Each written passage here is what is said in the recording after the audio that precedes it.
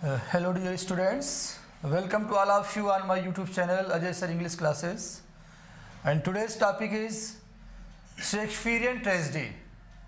We will classify plays of Shakespeare and then after we will study Shakespearean tragedy. Let us classify the plays of Shakespeare. तो Shakespeare के जो pledge हैं they can be classified in 3 categories.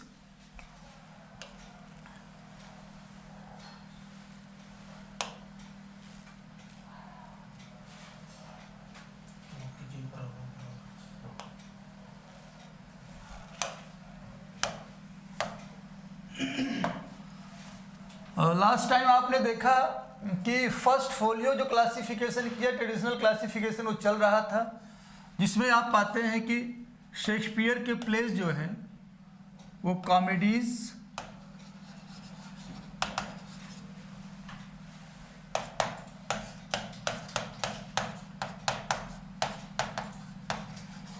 History place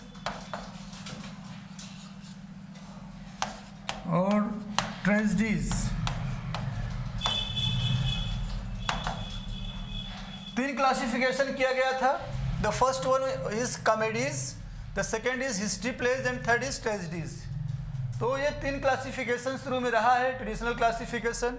but nowadays अगर इस समय देखा जाए तो Shakespeare's plays can be divided in some more categories. कुछ और कैटेगरीज भी उसमें आ सकती हैं. आइए देखते हैं कौन कौन सी कैटेगरीज हैं जिसमें शेक्सपियर के प्लेस को हम क्लासीफाई कर सकते हैं. क्लियर? तो आइए देखते हैं हम लोग वो कौन कौन से प्लेस हैं और उनको किस कैटेगरी में रखा जा सकता है. क्लियर? आज का टॉपिक बहुत इंपॉर्टेंट है. जैसे जैसे हम आगे बढ़ते जाएंगे वैसे वैसे रात भी होती जाएगी और वैसे वैसे अंधकार भी छाता जाएगा, वैसे वैसे ट्रेजेडी भी होगी जो है. तो आज हम शेक्सपियरियन ट्रेजेडी पढ़ेंगे, यानी शेक्सपियरियन ट्रेजेडी के फीचर्स जानेंगे और आने वाले टाइम में जब हम ट्रेजेडीज पढ़ेंगे इन फीचर्स को वहाँ अप्लाई करने की कोशिश करेंगे. क्लियर?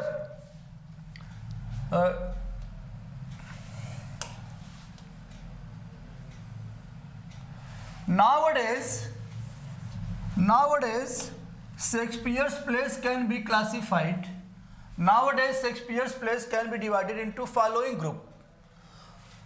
ये कुछ ग्रुप्स हैं जिसमें जो है शेक्सपियर के प्लेस को जो है क्लासीफाई किया जा सकता है, कैटेगराइज किया जा सकता है. एक तो पहली चीज़ ये है कि जो पहला क्लासिफिकेशन है शेक्सपियरियन ट्रेजेडी या शेक्सपियरियन ट्रेजेडीज. जो शेक्सपियर की ट्रेजेडीज है उनको शेक्सपियरियन ट्रेजेडीज की कैटेगरी में रखा जाएगा, जिसमें हीरो मर रहा है लास्ट में. लगभग जो है प्लेस में उनके हीरो लास्ट में मर रहा है. रोमांटिक कॉमेडीज, जिसको आप शेक्सपियरियन कॉमेडी भी कह सकते हैं. शेक्सपियरियन कॉमेडी उसमें उसके फीचर्स देखेंगे हम लोग जो है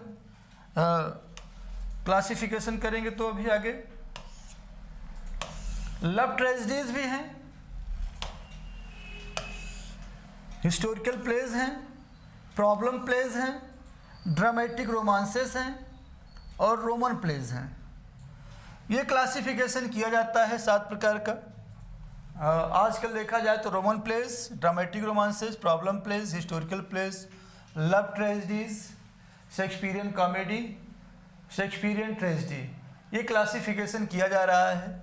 आइए हम लोग एक एक क्लासिफिकेशन के बारे में स्टडी करते हैं और जानने की कोशिश करते हैं कि इस कैटेगरी में कौन से प्ले आ सकते हैं और उनके क्या क्या फीचर्स हैं. क्लियर? आते हैं सबसे पहले हम लोग शेक्सपियरियन ट्रेजेडीज पर.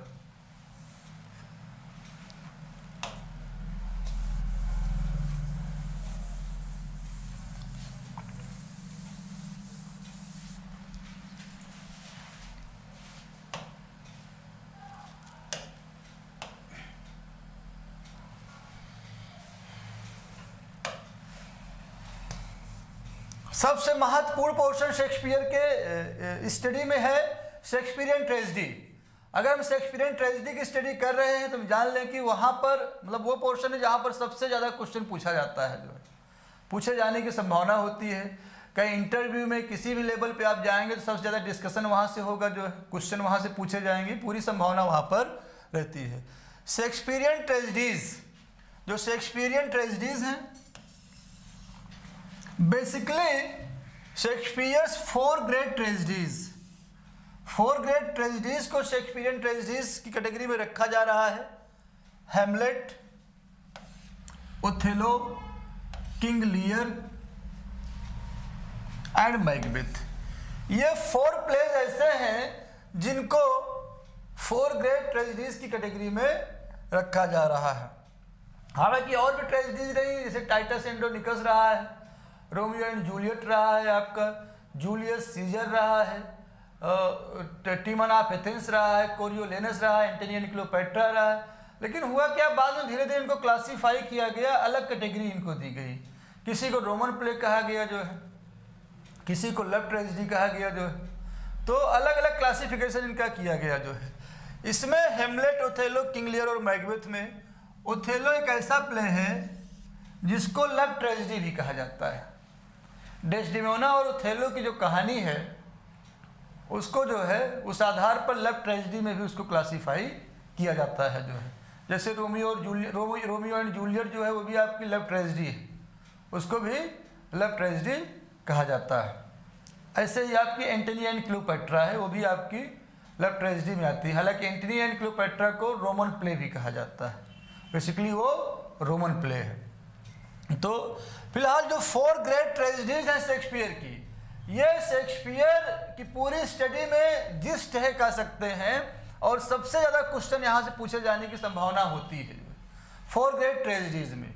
ये वो सेंटर पॉइंट है जिस पे आपको अटैक करना है, जिस पे आपको हथौड़ा मारना है, जो हमने बताया है कि जहाँ से कोई भी क्वेश्चन बन सकता है, कहीं से भी कोई लाइन पूछी जा सकती है, कोई कैरेक्टर पूछा जा सकता है, या इसके फीचर्स पूछे जा सकते हैं।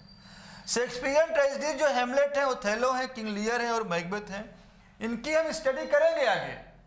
लेकिन इसके पहले हम जान ले होते क्या हैं, ट्रेजेडीज हैं क्या, इनके क्या फीचर्स हैं, शेक्सपियर किस मूड टेम्परामेंट में इनको लिख रहे हैं, क्या दिखाना चाह रहे हैं, कोई फिलॉसफी उनकी है भी कि नहीं भी है, इनसे क्या हमको सीखने को मिल रहा है, बहुत सारी चीज़ें हम लोग यहाँ पर देखते हैं।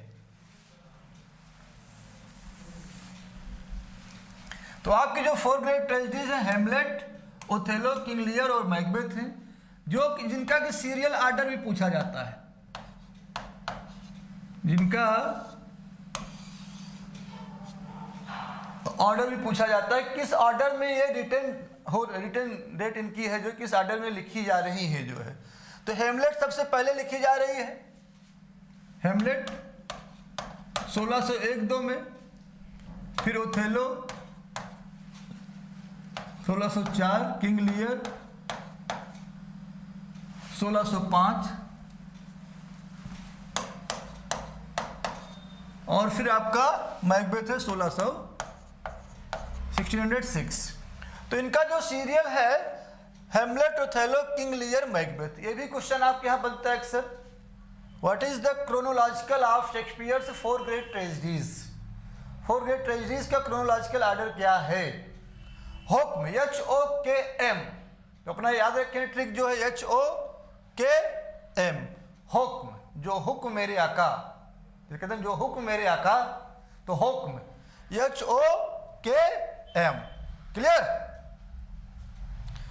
शेक्सपियरियन ट्रेजेडी की बात की जाए तो is not a land of dream, कोई सपनों की दुनिया नहीं है ये, कि सपनों की दुनिया है, but a school of life. ये क्या है, it is a school of life. ये जो है आपको एक पाठ सिखाती है, उसी जिस चीज़ के लिए आप स्कूल में जाते हैं पढ़ने के लिए, वो पाठ आपको ये शेक्सपियरियन ट्रेजेडी सिखाती है। आप जब मैकबेथ पढ़ेंगे तो अंत में आप एहसास कर ही जाएंगे कि ओवर एम्बिशन कितनी बुरी चीज़ होती है। एम्बिशियस रहिए, महत्वाकांक्षी रहिए, अपने लक्ष्य को पाने की कोशिश करिए, लेकिन ओवर एम्बिशन अच्छी चीज़ नहीं होती है। आप किंग लियर पढ़ेंगे तो आप पाएंगे कि फ्लैटरी कितनी बुरी चीज़ होती है। फ्लैटरी यानी चापलूसी हमें नहीं करनी। आप हेमलेट पढ़ रहे हैं तो आप कहेंगे कि यार इतना भी नहीं सोचना चाहिए कि इनडिसीजन आप हर चीज़ों में लेते रहें, जो है आप डिसीजन ही न ले पाएँ जो है। तो इस तरीके से जब भी शेक्सपियर की ट्रेजेडीज आप पढ़ेंगे तो आपको कुछ न कुछ सीखने को मिल जाएगा वहाँ से। They are not land of dreams, वो सपनों की दुनिया नहीं है, but a school of life which provides, जो कि प्रोवाइड्स करती हैं जो है practical spiritual knowledge through sufferings.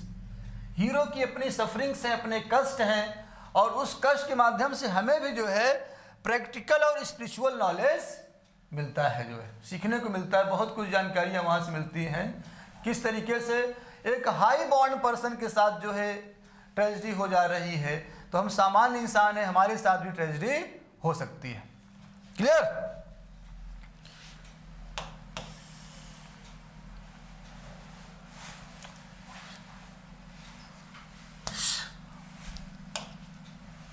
Next point है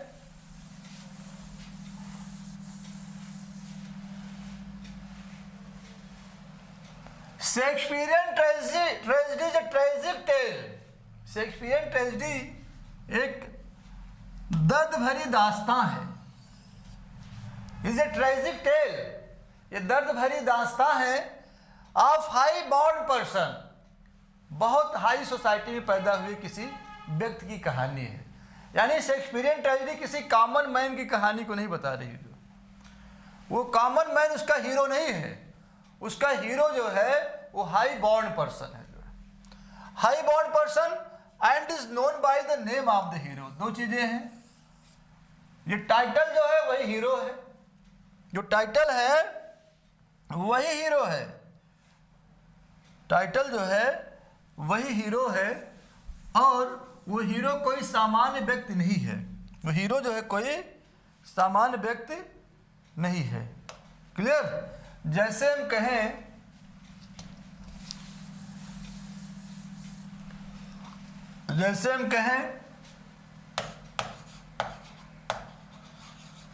हेमलेट, तो हेमलेट कोई सामान्य व्यक्ति नहीं है, ये प्रिंस है। ये क्या है? प्रिंस है, राजकुमार है। तो it is a tale of high born person, एक उच्च कुल में जो है रईस घराने में पैदा हुए व्यक्ति की कहानी है। जो है आप कहेंगे रईस घर में पैदा हुए व्यक्ति की कहानी, तो उससे हमको क्या लेना देना। जो है रईस लोग देखें प्ले जाकर, हम लोग तो कॉमन मैन हैं, लेकिन नहीं, जब रईस घराने में पैदा हुआ आदमी भी सफरिंग्स कर सकता है, वो बहुत सारे कष्ट झेल रहा है जो है, और उसके जो कष्ट झेलने का तरीका है, फिर लास्ट में जो उसकी सोल प्यूरीफाई हो रही है, उसे एहसास हो रहा है, रियलाइज हो रहा है, उन सब चीज़ों से हम भी सीख सकते हैं कि इतना बड़ा आदमी जो है जब सफ़र कर रहा है, तो हम तो कॉमन मैन है, हमें भी सफ़र करना पड़ सकता है। ठीक है? तो ये पहली चीज़, तो हेमलेट प्ले का नाम है, तो यही हीरो, जो प्ले का नाम होगा वही हीरो होगा। अगर प्ले का नाम हेमलेट है तो हीरो हेमलेट होगा। अगर प्ले का नाम ओथेलो है तो हीरो आपका ओथेलो होगा। अगर प्ले का नाम किंग लियर है तो हीरो किंग लियर है, और अगर प्ले का नाम मैकबेथ है तो हीरो आपका मैकबेथ। यानी जो प्ले का टाइटल है वही हीरो का नाम है, वही हीरो का नाम है। लेकिन शेक्सपियरियन कॉमेडी में ऐसा नहीं होता है। शेक्सपियरियन कॉमेडी में जब कहानी में आप घुसेंगे, थोड़ा सा आगे बढ़ेंगे, थोड़ा सा और आगे बढ़ेंगे, और जब एक्शन जो निकल के आएगा वहाँ से जो है आप पता पाएंगे कि यहाँ पे कहानी क्या है, उसी कहानी से जो है आप टाइटल पाएंगे जो है। लेकिन यहाँ ऐसा नहीं है, यहाँ प्ले का नाम आपने देखा, किंग लियर, मैकबेथ, ओथेलो, जो है वही हीरो का नाम है जो। और हीरो भी कोई सामान्य व्यक्ति नहीं है, हाई बॉर्न पर्सन है। कहीं वो राजकुमार है तो कहीं वो जनरल है, कहीं पे वो किंग है, कहीं पे वो कमांडर है। तो हीरो जो है वो हाई बॉर्न पर्सन है, कोई सामान्य व्यक्ति नहीं है। तो दो चीजें यहाँ पे है, हीरो के नाम पर ही प्ले का जो टाइटल है वही हीरो का नाम होगा, और वो हीरो कोई सामान्य व्यक्ति नहीं होगा, हाई बॉन्ड पर्सन होगा। क्लियर? लेकिन फिर भी वो जो है हम जो है उससे जुड़ पाते हैं, अपने आप को जोड़ कर उससे देख पाते हैं जो है, और ये महसूस कर पाते हैं कि इसके साथ बुरा हो रहा है, ट्रेजेडी हो रही है, हमारे साथ भी ऐसी घटना हो सकती है। क्लियर? नेक्स्ट पॉइंट है, देयर इज अ कॉन्फ्लिक्ट, एक द्वंद्व आपको मिलेगा। शेक्सपियरियन ट्रेजेडी में आपको एक कॉन्फ्लिक्ट मिलेगा, एक द्वंद्व मिलेगा जो है, ठीक है। और ये द्वंद्व जो होगा बिटवीन गुड एंड इविल, अच्छाई और बुराई के बीच में जो है एक द्वंद्व चलता रहेगा जो है। बट द कॉन्फ्लिक्ट बिटवीन, लेकिन एक कॉन्फ्लिक्ट ऐसा होगा that will be between good versus good, अच्छाई और अच्छाई के बीच में भी जो है एक कॉन्फ्लिक्ट, एक द्वंद्व चलता रहेगा।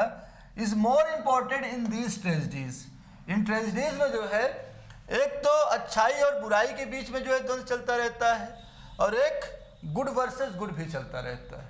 दूसरी चीज है कि ये कॉन्फ्लिक्ट जो दो लेवल पे चलता है। हीरो जो कॉन्फ्लिक्ट कर रहा होता है, अगर ये कॉन्फ्लिक्ट हीरो से जुड़ा हुआ है तो हीरो दो लेवल पे कॉन्फ्लिक्ट कर रहा होता है, एक इंटरनल लेवल पे और दूसरा एक्सटर्नल लेवल पे। ये दोनों कॉन्फ्लिक्ट जो है दो लेवल पे चल रहा होता है, एक इंटरनल लेवल पे, एक एक्सटर्नल लेवल पे। हीरो जो है एक बाहरी दुनिया से लड़ रहा होता है, बाहरी दुनिया से संघर्ष कर रहा होता है, सोसाइटी की जो प्रॉब्लम है या उसके जो बाहर की प्रॉब्लम है उससे लड़ रहा होता है, लेकिन उसके अंदर भी एक द्वंद्व चल रहा होता है। क्लियर? तो जो अंदर द्वंद्व चल रहा होता है वो और महत्वपूर्ण हो जाता है, और उसको फिर शेक्सपियर प्रेजेंट कर रहे हैं सॉलिलोक्वीज के माध्यम से, जो है सॉलिलोक्वीज दे रहे हैं, करेक्टर आके बोल रहा है, अपने अंदर का द्वंद्व जो है वो दे रहा है। आगे इस पॉइंट को हम लोग देखते हैं।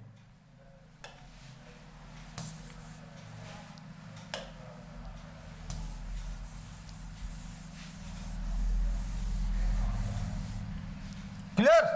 तो कॉन्फ्लिक्ट है between good and evil, good and evil के बीच में कॉन्फ्लिक्ट है, अच्छाई और बुराई के बीच में, एक तरफ अच्छाई है एक तरफ बुराई है जो है, ठीक है। और कॉन्फ्लिक्ट गुड वर्सेस गुड भी है, अच्छाई और अच्छाई में भी कॉन्फ्लिक्ट चल रहा है।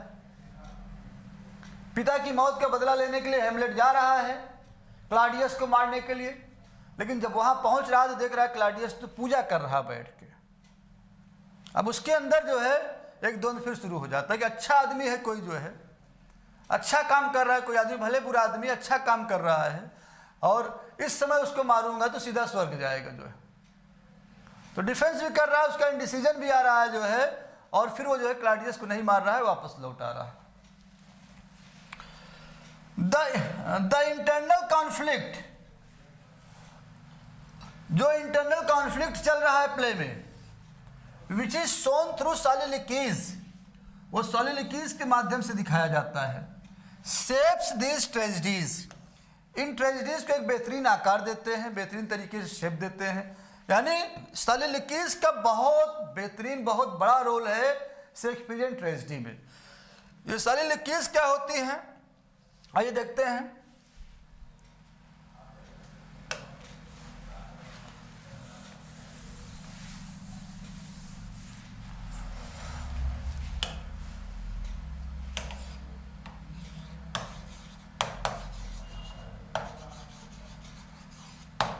soliloquy, what is soliloquy? SOLILOQUY। तो solo, solo single, solo single कहते हैं, solo SOLO, solo means single. Single क्या? लोक्वस, सोलो लोक्वस, सिंगल स्पीच। soliloquy क्या होती है? Single speech, single speech, it is a single speech.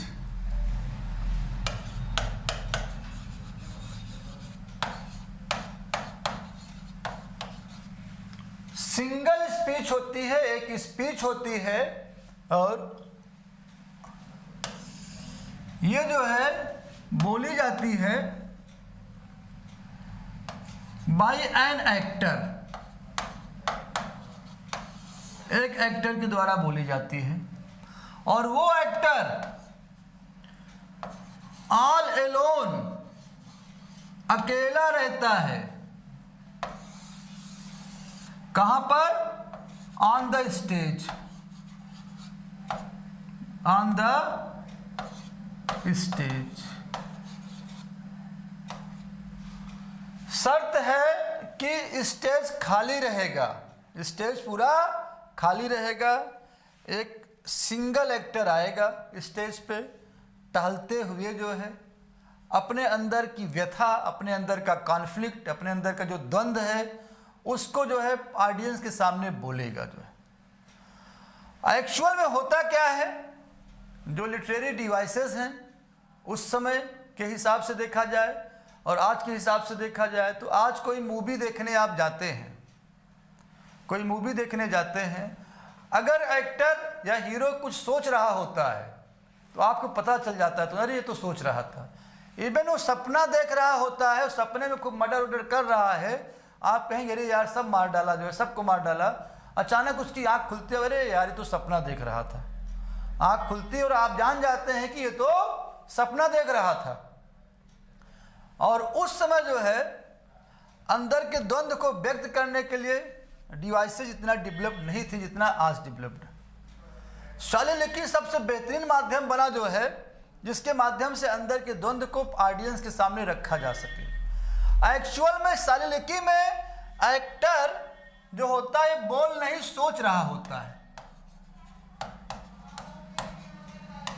ये थिंक कर रहा होता है। और ये थिंकिंग किस लेवल पे होती थी? कॉन्फ्लिक्ट लेवल पे। ये थिंकिंग भी कॉन्फ्लिक्ट लेवल पे होती थी जो है, यानी एक्टर के मन में जो है उसके अंदर बहुत द्वंद्व चल रहा है, अजीब सी स्थिति बन गई है, क्या करें क्या ना करें, बहुत सोच रहा है वो जो है। लेकिन अगर इतना द्वंद्व चल रहा है अंदर, तो ऑडियंस को क्या पता भैया आपके अंदर क्या चल रहा है, आप क्या कहना चाह रहे हैं, हमें कैसे पता जो है। अगर आप स्टेज पे चले आए और सोचना शुरू कर दें और कुछ बोले ही ना, तो कैसे ऑडियंस जान पाएगी भैया आप क्या बोल रहे हैं। वो जो बोलता था स्टेज पे एक्टर, वो वास्तव में सोच ही रहा होता था, और जो ऑडियंस समझदार है वो समझ जाया करती थी कि ये हमको बता नहीं रहा है कोई बात, इसके मन में यही द्वंद्व चल रहा है, इसके मन में यही द्वंद्व चल रहा है। और अपने उस द्वंद्व को स्टेज पे आके अपना टहलते हुए वो बोल दिया करता था जो है, वो बोलता था जो है, वो द्वंद्व जो चल रहा है वो ऑडियंस समझ रही है कि सोच रहा है, इस चीज़ को ये सोच रहा है, बल्कि बोल नहीं रहा है, ये सोच ही रहा है, बोल नहीं रहा है। लेकिन चूंकि सोचने वाली बात ऑडियंस तक पहुंचेगी कैसे, तो मुंह से बोलना भी पड़ेगा। वो बोलना सिर्फ इतना ही है कि ऑडियंस को कन्वे किया जा सके कि भैया हम क्या सोच रहे हैं। बोलना सिर्फ इसलिए है कि ऑडियंस समझ सके कि हम क्या सोच रहे हैं। क्लियर? तो शालिलिकी जो होती रही है उसका बहुत बेहतरीन रोल रहा है, बहुत बड़ा रोल रहा है शेक्सपियरियन ट्रेजेडी में। इसमें शालिलिकी में एक स्पीच होती है, ये शालिलिकी, वह स्पीच किसी एक एक्टर के द्वारा बोली जाती है। जब वो एक्टर बोलता है तो वास्तव में वो सोच रहा होता है, उसके अंदर का वो द्वंद्व होता है, जिसको वो स्टेज पे अकेले आकर बोलता है, कोई दूसरा एक्टर वहाँ मौजूद नहीं रहेगा, ये शर्त है। अगर दूसरा एक्टर मौजूद हुआ और वो कुछ सोच रहा हो और जिसको पब्लिक को बता भी रहा हो, तो वो फिर शालिलिकी नहीं होगी, वो एसाइड हो जाएगी, वो एसाइड हो जाएगी। एसाइड मतलब साइड में जाकर। एसाइड में होता क्या है, ये शालिलिकी की तरीके से यहाँ द्वंद्व कॉन्फ्लिक्ट नहीं होता है, ये जो होती है थोड़ा शॉर्ट स्पीच होती है। ये शॉर्ट स्पीच होती है और इसमें क्या होता है कि एक एक्टर जो होता है वो जो है स्पीक करता है, बोलता है। क्या बोलता है? अपनी थिंकिंग जो होती है, अपने आइडियाज जो होते हैं उनको कन्वे करने के लिए ऑडियंस को जो है। और वास्तव में दूसरा भी एक्टर वहां पे हो सकता है, दूसरा भी एक्टर हो सकता है, और ये एक्टर जो दूसरा एक्टर रहेगा ये जो है बताएगा, एहसास कराएगा कि हमने सुना ही नहीं। ये जो है थोड़ा दूसरी तरफ मुंह कर लेगा, ध्यान नहीं देगा जो है, और एहसास कराएगा कि मैंने सुना ही नहीं है जो है। जैसे दो लोग आपस में बातें कर रहे हैं, आप अपने किसी दुश्मन से या किसी ऐसे व्यक्ति से बातें कर रहे हैं जिसको लेकर आपके मन में पहले से कुछ रहा है, और जब बातें कर रहे हैं तो आपके सामने वो व्यक्ति अच्छी अच्छी बातें कर रहा है, तो आपके मन में चला कि हाँ मेरे सामने तो अच्छी अच्छी बात कर रहे हो और मेरे पीठ पीछे जाके बुराई करते हो, ये आपके मन में चल रहा है। लेकिन ऑडियंस को आप बताने के लिए आप किनारे हो लेते हैं, थोड़ा सा किनारे होकर बताते हैं कि देखिए मेरे सामने तो अच्छी अच्छी बातें कर रहा है, लेकिन वास्तव में पीठ पीछे जाकर मेरी बुराई करता है। ये बात दूसरा एक्टर भी दिखाएगा कि हमने सुना नहीं आपकी बात। ऑडियंस समझ गए कि आपके माइंड में क्या चल रहा है। दूसरा एक्टर भी अपना इधर हो जाएगा, थोड़ा सा मुंह ऐसे कर लेगा जो है, यह एहसास कराने के लिए कि मैंने भी जो है सुना नहीं आपकी स्पीच को। जो आपके माइंड में चल रहा था वो ऑडियंस कन्वे कर रही है, हमसे उससे कोई मतलब नहीं, हम उसको नहीं सुन रहे हैं जो है। क्लियर? तो एसाइड यानी एक साइड में जाकर छोटी सी कोई बात जो माइंड में आई अचानक, उसको ऑडियंस को बता दिया कि हमारे माइंड में ये बात आई, हमने ऐसा सोचा अभी।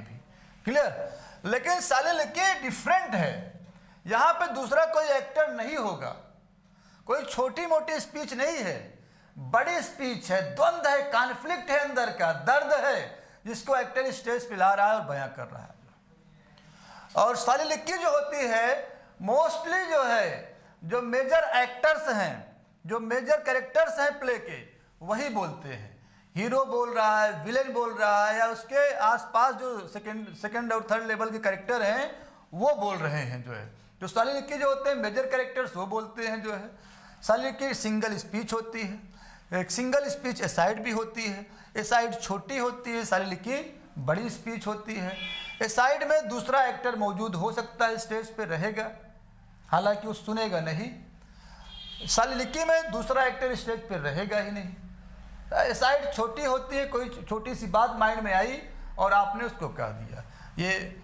जबकि सालिलिकी कोई छोटी बात नहीं होती है, अंदर का द्वंद्व होता है और बहुत सारी चीज़ें जो अंदर चल रही हैं, बहुत सारा आपके अंदर प्लान है, बहुत सारी चीज़ें हैं जो ऑडियंस को आके आप कन्वे करते हैं। स्पेशली हीरो को शेक्सपियर जरूर सालिलिकी देते हैं जो है। क्लियर? आगे बढ़ते हैं हम लोग जो है।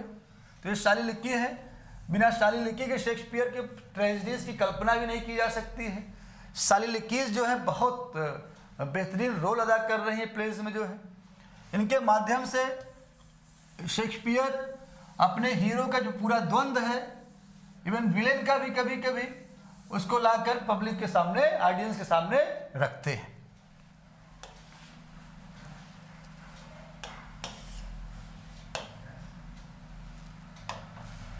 नेक्स्ट पॉइंट है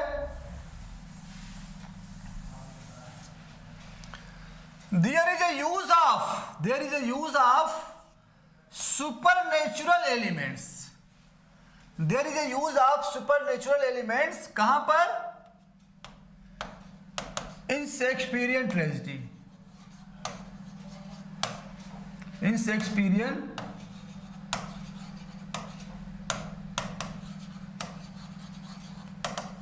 tragedies. There is a use of supernatural elements in Shakespearean tragedies. Shakespearean tragedies में supernatural elements का यूज मिलता है। supernatural elements क्या होते हैं? supernatural elements Shakespearean tragedy में मिलते हैं, यही बात हो रही है।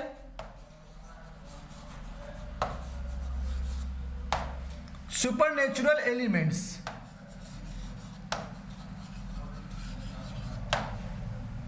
सुपरनेचुरल एलिमेंट्स शेक्सपियर के प्लेज में मिलते हैं। जब आप मैकबेथ प्ले पढ़ रहे होते हैं तो प्ले जब ओपन ही हो रहा तो 3 विचेज आ रही हैं स्टेज पर जो है।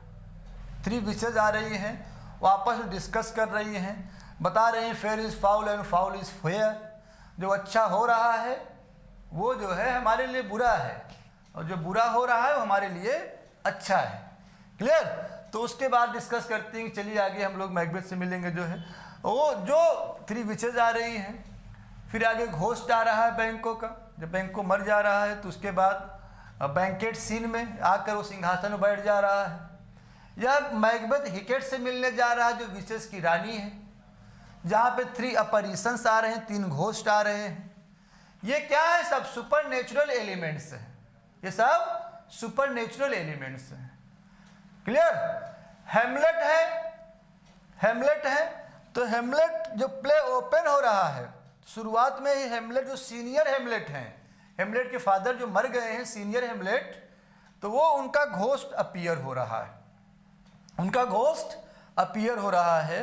तो क्या है घोस्ट? सुपर नेचुरल एलिमेंट है।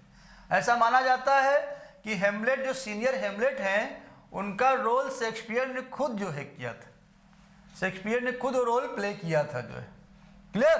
तो जब हेमलेट प्ले ही ओपन हो रहा है तो वहीं से ओपन हो रहा है, शुरुआत ही हो रही है जो है। मार्सिलस की स्पीच आ रही, हु इज दियर, लेकिन जैसे थोड़ा सा आगे जस्ट बढ़ रहे हैं तुरंत घोस्ट की चर्चा शुरू हो जा रही है और सीनियर हेमलेट का घोस्ट अपीयर हो रहा है। ओथेलो और जो प्ले है, ओथेलो में सुपर नेचुरल एलिमेंट एक हैंडकर चीफ है। ओथेलो प्ले में देखा जाए कि वहां पर सुपर नेचुरल एलिमेंट क्या है, तो वहां पर सुपर नेचुरल एलिमेंट एक हैंडकर चीफ है, एक रुमाल है जो ओथेलो के पास उसकी मदर ने दिया था, उसकी मदर से आया था जो है, और उसकी मदर को एक इजिप्शियन लेडी ने दिया था, मिस्र की महिला ने दिया था जो है, और बताया था कि जो है ये अपने पास रखना, जो है सदैव इसको अपने पास रखना, खोने न पाए। कुछ समय के लिए ओथेलो की माँ से जो है वो हैंडकर चीफ खो जाती है। जब वो हैंडकर चीफ खो जाती है तो ओथेलो की माँ से जो है ओथेलो के फादर दूर हो जाते हैं। ओथेलो की माँ ने वो हैंडकर चीफ जब पा गई थी तो उन्होंने वापस जो है फिर उसके बाद ओथेलो को दिया था और कहा था इसको अपने पास संभाल के रखना जो है। ओथेलो ने वो हैंडकर चीफ जब डेस्डेमोना से शादी हो जाती है तो डेस्डेमोना को दिया था, कहा इसको अपने पास संभाल के रखना जो है। ये हैंडकर चीफ बहुत इंपॉर्टेंट है। बाद में वो हैंडकर चीफ जो है चोरी हो जाती है, इमिलिया के माध्यम से इयागो ले लेता है, तो ओथेलो को उसी से डाउट उसका बढ़ जाता है। जब ओथेलो इयागो से कहता है कि इयागो मुझे प्रूफ दो, मेरी डेस्डेमोना निर्दोष है, इनोसेंट है, उसने कोई गलत काम नहीं किया है, मैं इतना ज़्यादा जीलस होता जा रहा हूँ कि हद से ज़्यादा हो गई है, अब नहीं हो पाएगा, मुझे प्रूफ दो। Away at once with love or jealousy, अब या तो प्रेम रहेगा या तो जिलसी रहेगी। तब इयागो कहता है कि मैंने हैंडकर चीफ देखी कैसियो के घर में, उसके जो है घर में मैंने हैंडकर चीफ देखी है। क्लियर?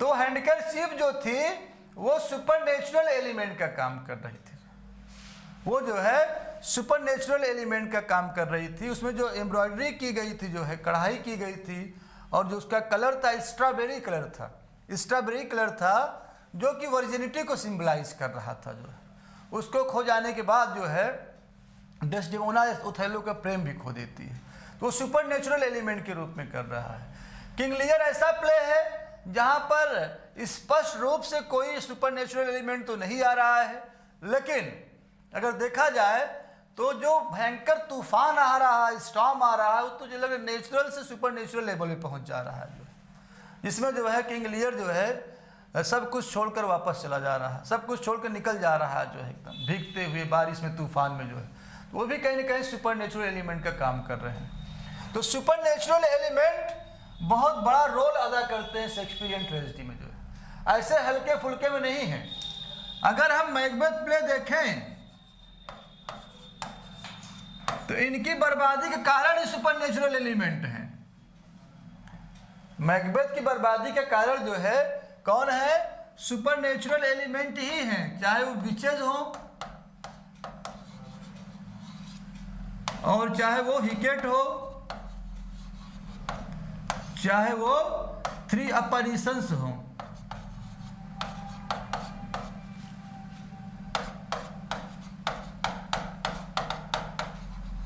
ये सब मिलकर मैकबेथ को बर्बाद कर रहे हैं। जो है विशेष इसको जो है ओवर एम्बिशियस बना रही हैं। हिकेट जो है जान रही है, जो हिकेट विशेष की रानी है, क्वीन ऑफ विशेष, वो हिकेट जान रही है कि security is mortals chiefest enemy. हर इंसान जो इस दुनिया में है वो सिक्योर होना चाहता है लाइफ में। सिक्योर होने के लिए कुछ ना कुछ वो करेगा जो है। मैकबेथ भी राजा बन गया, सिक्योर होना चाहेगा जो है। उसको ऐसी ऐसी बातें बता देती है इसके माध्यम से, 3 अपैरिशंस के माध्यम से, कि उन्हीं में लग जाता है वो जो है और बर्बाद होता चला जाता है। अगर मैकडब से सावधान रहना है तो मैकडब को मारने की कोशिश कर रहा है। क्लियर? और अगर उसे लग रहा है कि जो है आगे जो है बिरनम का जंगल जब तक नहीं चल के आएगा तब तक जो है उसे जो है कोई नुकसान नहीं होने वाला, तो मस्त वहाँ भी पड़ा है। लेकिन जो है बिरनम से बूट चल के आता भी है लास्ट में, किस तरीके से आता है, टहनी पकड़े पकड़े सब चले आते हैं। तो वो चीज़ें वहाँ हो रही हैं लेकिन दूसरे तरीके से वहाँ पर हो रही हैं। क्लियर? हेमलेट में हम देखें, हेमलेट को अपने फादर की डेथ का डाउट है, और वो डाउट कैसे है और उसको कंफर्म कौन कर रहा है? घोस्ट। किसका घोस्ट? सीनियर हेमलेट का,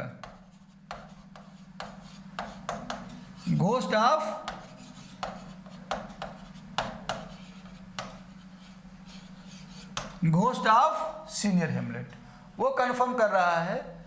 तो हेमलेट कहता भी है कि जो मेरे माइंड में चल रहा था कि मेरे अंकल ने कुछ गड़बड़ किया है, घोस्ट ने वही बात बताई है, मेरे फादर ने वही बात मुझसे बताई है। मेरा अंकल ही मेरे फादर का मर्डर है। वन में smile and V a villain, वो जो मुस्कुराता रहता है अंकल मेरा, वही विलेन है, वही जो है मेरे फादर का मर्डर है। तो हालांकि हेमलेट इंटेलेक्चुअल मैन है, पढ़ा लिखा आदमी है, विटेनबर्ग यूनिवर्सिटी से पढ़ के लौटा है जो है, तो वो जो है चाह रहा है कि जो है चीज़ों का प्रूफ मिल जाए जो है। प्रूफ के लिए प्ले विद इन प्ले आता है जो है, माउस ट्रैप सीन आती है, बहुत सारी कोशिशें करता है जिसकी वजह से इसका एक्शन जो होता है कमज़ोर पड़ जाता है और ये इनडिसीजन बहुत ज़्यादा लेने लगता है, डिसीजन नहीं ले पाता है, इनडिसीजन में चला जाता है। क्लियर? आगे आते हैं हम लोग। ये सुपर नेचुरल एलिमेंट शेक्सपियर के ट्रेजेडीज में मिलेंगे आपको, और मिलेंगे ही नहीं, अच्छा खासा रोल अदा करेंगे। वो society renaissance time Elizabethan period ऐसा था कि वहाँ इन्वेंशंस और डिस्कवरीज तो बहुत तेज़ी से शुरू हो गई हैं, लेकिन अभी भी लोग सुपर नेचुरल एलिमेंट से बहुत विश्वास किया करते थे, बहुत ज़्यादा विश्वास किया करते थे, मानते थे कि होते हैं। और शेक्सपियर शुरू में ही माहौल बना दे रहे हैं एकदम सुपर नेचुरल एलिमेंट्स के माध्यम से, तो ऑडियंस जो एकदम जो है समझ जा रही है कि यहाँ पे हल्का फुल्का काम नहीं होने वाला है, यहाँ पे वास्तव में कुछ ट्रेजेडी होने वाली है और लाइफ का जो डार्कर एस्पेक्ट है वही दिखाया जाए, कोई हल्के फुल्के बेसर लेवल की बात नहीं होने जा रही है। नेक्स्ट पॉइंट देखते हैं हम लोग।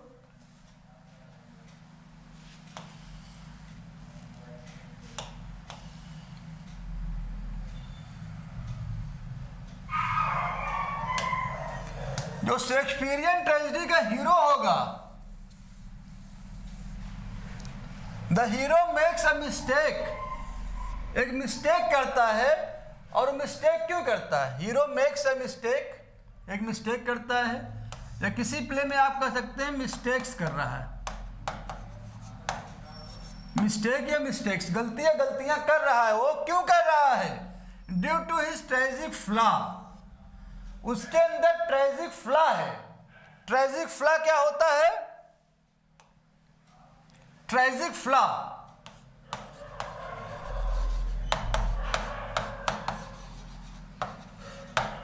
ट्रेजिक फ्लॉ क्या होता है कि हीरो के अंदर ट्रेजिक फ्लॉ यानी मोरल वीकनेस है।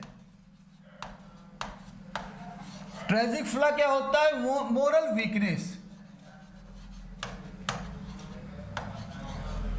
Moral weakness in character. Character में एक मोरल वीकनेस है। जबकि यही बात हम करें ग्रीक ट्रेजेडी के सेंस में, तो वहां ट्रेजिक फ्लॉ जो है हमार्सिया में तब्दील हो जाता है।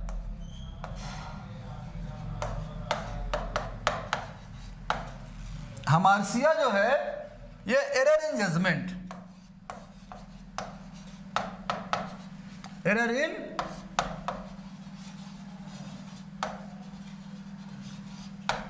इन जजमेंट।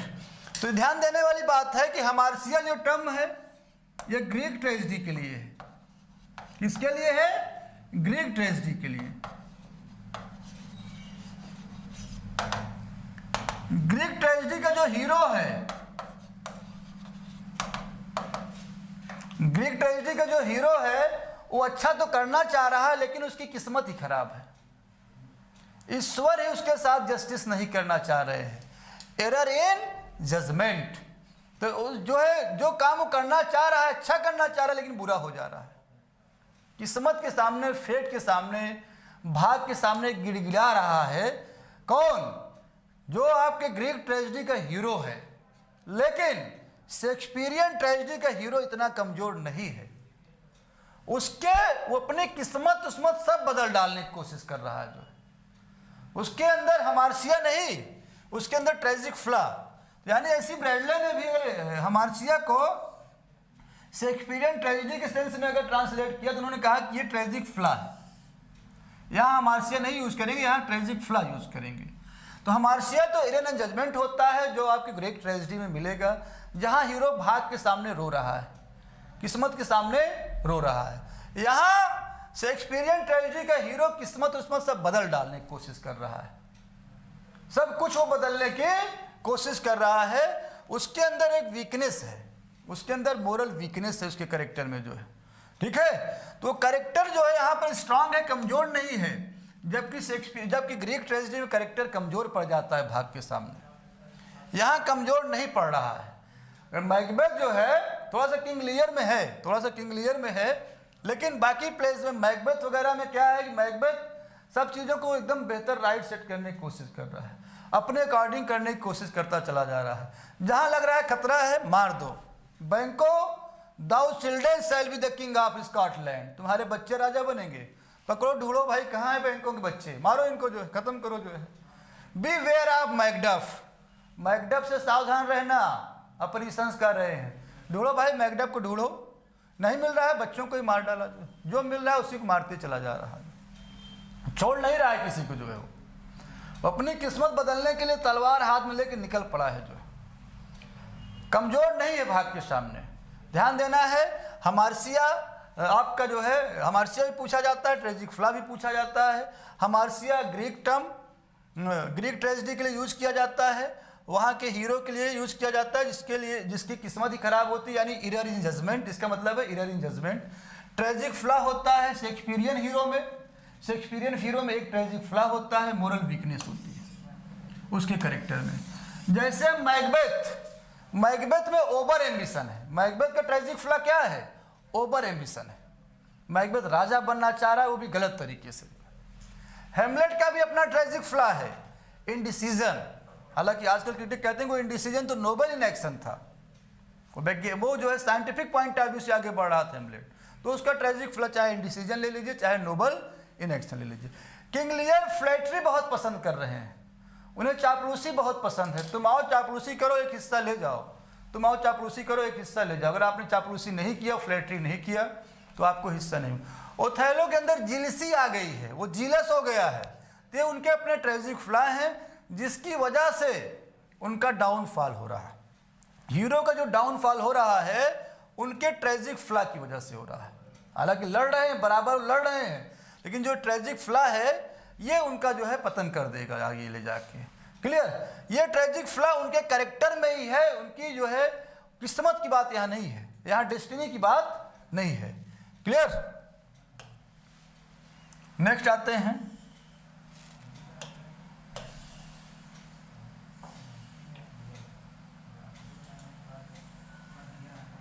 तो आपने देखा हीरो गलतियां कर रहा है, किसकी वजह से? ट्रेजिक फ्ला की वजह से जो है। Clear? The hero at the last realises his mistakes. Last में हीरो अपनी मिस्टेक को रियलाइज करता है कि हमसे गलती हुई, जो है कहता है लास्ट में कि Macbeth life is nothing but a tale told by an idiot full of sound and fury signifying nothing. कुछ नहीं है जिंदगी, जो है कोई मूर्ख कोई है जो बक कर चला गया, जो है वही चल रही है, जो है कुछ नहीं। कैंडल है जलती, life is nothing but a walking shadow.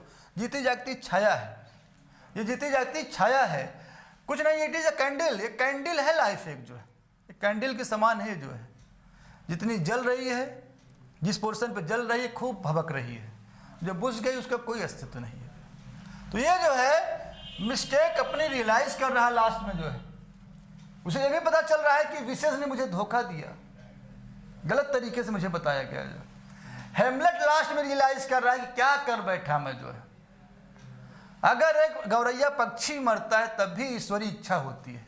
There is a special providence in the fall of sparrow. गौरैया पक्षी मर रहा है तो उसके पीछे भी एक इच्छा होती है, और जो घटना कल होनी है वो आज नहीं कल ही होगी, और जो आज होनी है वो आज ही होगी, कल नहीं होगी। और जो घटना होनी ही है, चाहे आज हो चाहे कल हो, हमें पता है कि होनी ही है, तो उसके लिए हमें तैयार रहना चाहिए। The readiness is all, the readiness is all. ये बात बहुत बाद में जाके हेमलेट रियलाइज कर रहा है, तब तक वो ट्रेजेडी पूरा जो है इन्वायरमेंट बन चुका है। क्लियर? आगे बढ़ते हैं हम लोग।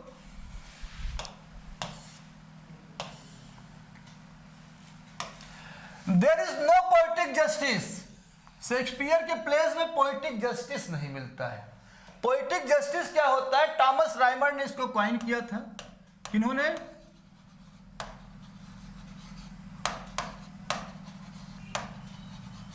टॉमस राइमर ने।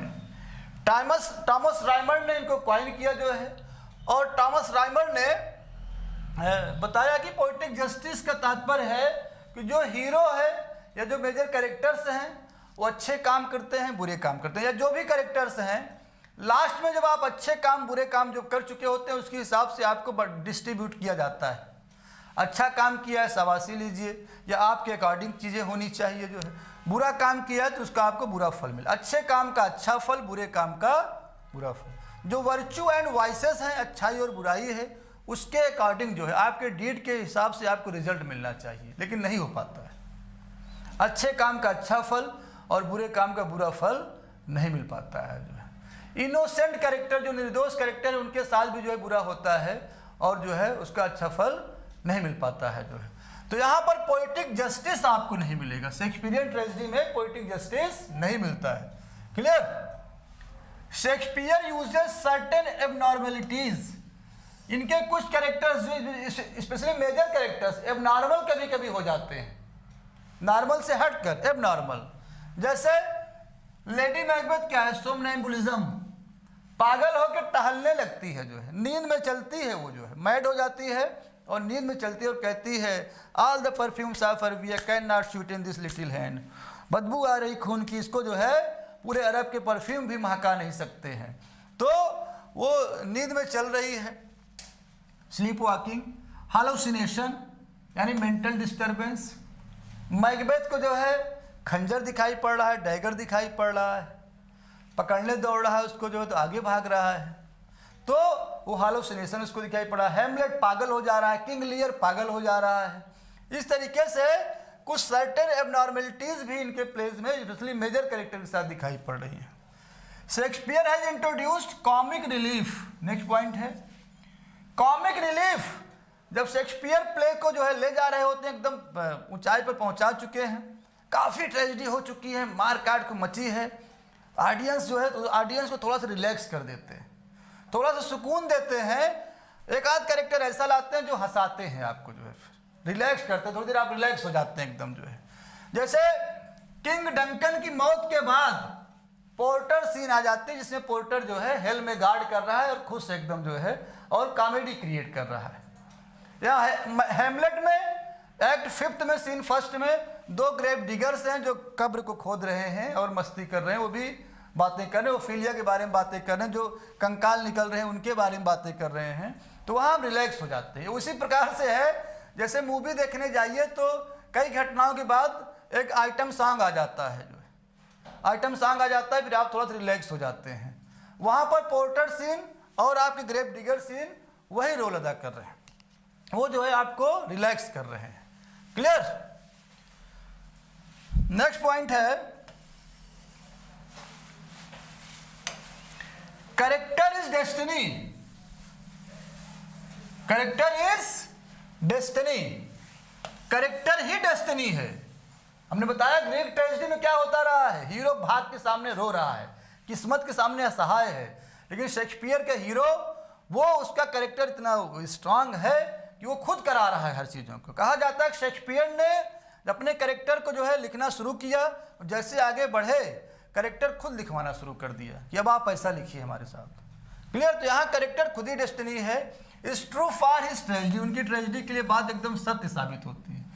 एसी ब्रैडले कहते हैं character himself is responsible for his tragic and. Character जो है सिर्फ और सिर्फ कैरेक्टर ही रिस्पॉन्सिबल है अपने ट्रेजिक एंड के लिए। अगर उसकी लास्ट में डेथ हो रही है, वो मर रहा है, तो इसके लिए कोई और जिम्मेदार नहीं है, इसके लिए सिर्फ और सिर्फ कैरेक्टर जिम्मेदार है। यहाँ पर डेस्टिनी का कोई रोल नहीं है, कैरेक्टर खुद ही अपनी डेस्टिनी बना रहा है। गलत दिशा में ले जा रहा है, सही दिशा में ले जा रहा है, वो खुद उसके लिए रिस्पॉन्सिबल है। ऐसे ब्रैडले कहते हैं character himself is responsible for his tragic and. Shakespearean tragedy has cathartic effect, ये वो पॉइंट है जिसको हम लोग कल देखेंगे। Shakespearean tragedy has cathartic effect, यहीं से हम लोग कल शुरुआत करेंगे और शेक्सपियरियन ट्रेजेडी को कंप्लीट करेंगे। अभी कंप्लीट नहीं हुई है, इसको रिवाइज कर लीजिएगा। एक क्वेश्चन यहाँ से तो पूछा ही जाना है, जो फीचर्स है यहाँ से, बाकी ये बेस होगा जहाँ पर हम लोग शेक्सपियरियन ट्रेजेडीज पढ़ेंगे, तो यही बेस होगा जिससे हम उसके फीचर्स को और अच्छे से समझ पाएंगे, प्ले के अंदर में भी घुस सकेंगे और गहराई से समझ पाएंगे। Okay class, thank you.